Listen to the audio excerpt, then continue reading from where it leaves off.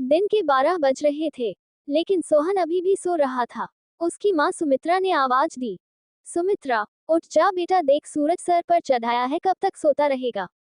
लेकिन सोहन पर कोई असर नहीं हुआ, वह चादर से मुंह ढककर दोबारा सो गया। कुछ देर बाद उसे खाने की खुशबू आने लगी। दाल में तड़का लगते ही उसे जोर से भूख लगने लगी। सोहन उठा और सीधा माँ के पास रसोई में पहुंच गया। सोहन, माँ क्या बनाया है? सुमित्रा, पहले जाकर नहा, फिर आना रसोई में, दाल चावल बनाए हैं। दाल चावल सोहन को बहुत पसंद थे। वह फटाफट आंगन में गया और हैंडपंप से बाल्टी भरने लगा। इसी बीच उसे याद आया कि उसने दांत तो मांजे ही नहीं। उसने फटाफट मंजन लेकर दांतों को रगड़ लिया और मगा साबुन लेकर बैठ गया नहाने। जल्दी से नहाकर कपड़े पहनकर रसोई में पहुंच गया। तब तक खाना तैयार हो चुका था। माँ ने खाना परोस दिया। खाना बहुत ही स्वादिष्ट बना था। सोहन ने भरपेट खाना खाया। वह खाना खाकर उठा तो माँ ने टोक दिया, सुमित्रा, अब कहाँ चल दिया? सोहन, माँ लगता है खाना कुछ ज्यादा ही खा लिया, बहुत तेज नींद आ रही है, मैं तो सोने जा रहा हूँ। सुमित्रा, हे भगवान, अभी 1 घंटे पहले ही तो सोकर उठा है।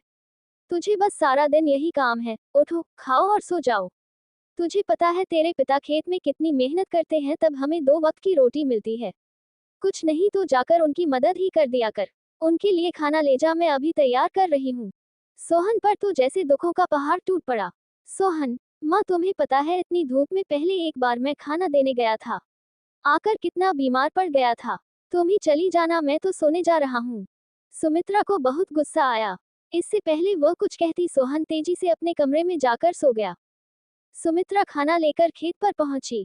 कबीर दास बहुत मेहनत से खेत जोत रहे थे। सुमित्रा, सुनो जी, पहले खाना खा लेते। कबीर दास, अरे तुम इतनी धूप में क्यों परेशान होती हो, सोहन के हाथ से खाना भेज देती।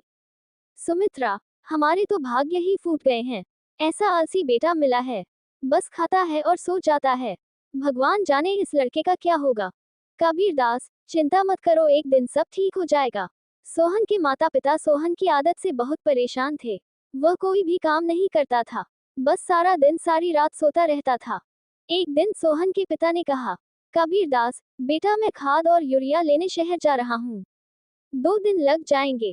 फसल तैयार होने वाली है, तू सुबह खेत पर चले जाना और सारा दिन वहीं रहना, शाम को खाना खाकर रात को वहीं सोने चले जाना, कहीं कोई जानवर खेत में न घुस जाए या कोई और हमारी फसल को नुकसान न पहुंचा दे। सोहन, पिताजी मुझसे ये सब नहीं हो पाएगा, आप माँ को बोल दीजिए। कबीर दास, नालायक, खेत की देखभाल आदमियों का काम होता है। अगर मुझे पता लगा तू खेत पर नहीं गया या फसल को नुकसान हो गया तो तेरी खैर नहीं। सोहन डर गया। वह पिता के जाने के बाद माँ से बोला, सोहन, माँ सुबह जगा देना, नहीं तो पता नहीं पिताजी क्या करेंगे। सुमित्रा मोहन को सुबह 4 बजे जगा देती है। सोहन हाथ में फावड़ा लेकर खेत में पहुंच जाता है। वहां जाकर देखता है चारों ओर ठंडी हवा चल रही थी। वह एक पेड़ के नीचे बैठ जाता है। तभी उसे हल्की हल्की रोशनी नजर आती है। पूरा खेत लाल रोशनी से भर जाता है। सोहन ने ये सब पहली बार देखा था। वह आश्चर्य से सब देखता रहा। कुछ ही देर में सूरज उगने लगा। ये देखकर सोहन को बहुत आश्चर्य हुआ। कुछ ही देर में सभी गांव वाले खेत में काम करने आ गए। सब अपने अपने खेत पर काम कर रहे थे। सोहन पेड़ के नीचे बैठा था। तभी उसके पास के खेत से माधो काका आए।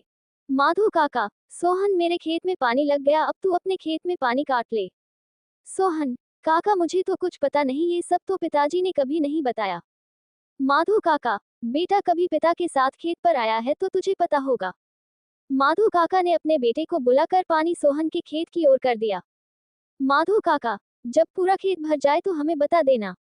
सोहन बैठकर देखता रहा, लेकिन सुबह जल्दी उठने के कारण उसे नींद आ गई। खेत में पानी बहुत ज्यादा भर गया। तभी माधो काका दौड़ते हुए आए। माधो काका, नालायक, यहाँ सोने आया था, अपने पिता की सारी मेहनत बर्बाद कर दी, सारी फसल नष्ट हो गई। सोहन हड़बड़ा कर उठा। उसका खेत पानी से लबालब भरा हुआ था। माधो काका ने जल्दी से पानी दूसरी ओर काटा, लेकिन तब तक बहुत देर हो चुकी थी। लगभग आधी फसल खराब हो चुकी थी।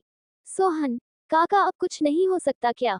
माधो काका, नहीं बेटा, तैयार फसल का ध्यान बच्चे की तरह रखना पड़ता है। समय से पानी देना, खाद देना, जानवरों से बचाना, इसीलिए हम दिन रात खेत पर रहते हैं। अब तो भगवान ही मालिक है। सोहन पेड़ के नीचे बैठा रोता रहा। दोपहर को सुमित्रा खाना लेकर आई। उसे सब पता लगा तो उसने भी सोहन को बहुत डांटा। शाम को सोहन घर नहीं आया, न ही उसने खाना खाया। उसकी भूख प्यास नींद सब उड़ चुकी थी। अगले दिन जब कबीरदास घर वापस आए तो उन्होंने सोहन के बारे में पूछा। सुमित्रा ने सारी बात बता दी। कबीरदास सब छोड़कर दौड़ते हुए खेत पर पहुंचे। उन्होंने देखा मोहन पेड़ के नीचे बैठा रो रहा था। आधी फसल खराब हो चुकी थी। सोहन, पिताजी मुझे माफ कर दीजिए, मेरे आलस ने इतना बड़ा नुकसान कर दिया। आप चाहे तो मुझे पीट लीजिए। कबीरदास, नहीं, तुझे मारने से फसल ठीक नहीं होगी। वादा कर आज के बाद कभी आलस नहीं करेगा। चल अब घर चल, वही बात करेंगे। दोनों घर आ जाते हैं। सोहन की आंखों से अब भी आंसू बह रहे थे। सुमित्रा ने उसे खाना दिया, लेकिन उसने नहीं खाया और वह अपने कमरे में जाकर रोने लगा। सुमित्रा, जी अब क्या होगा, आधी फसल तो बर्बाद हो गई।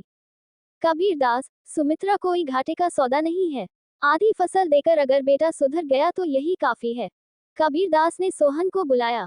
कबीरदास, बेटा अब तो नुकसान होना था, हो गया। अब हमें कल से आधे खेत की फसल उखाड़ कर दोबारा बोनी होगी। सोहन, पिताजी आप बाकी आधे खेत में खाद यूरिया लगाकर उसे काटने का इंतजाम कीजिए। मैं इस पर अकेले काम करना चाहता हूँ। अगले दिन सुबह 4 बजे सोहन अपने पिता के साथ खेत पर पहुंच गया और पिता के बताए अनुसार खेत पर काम करने लगा। 4 महीने कठिन परिश्रम करने के बाद नई फसल कुछ बढ़ती हुई दिखाई देने लगी। सोहन अब एक कर्मठ, मेहनती इंसान बन चुका था।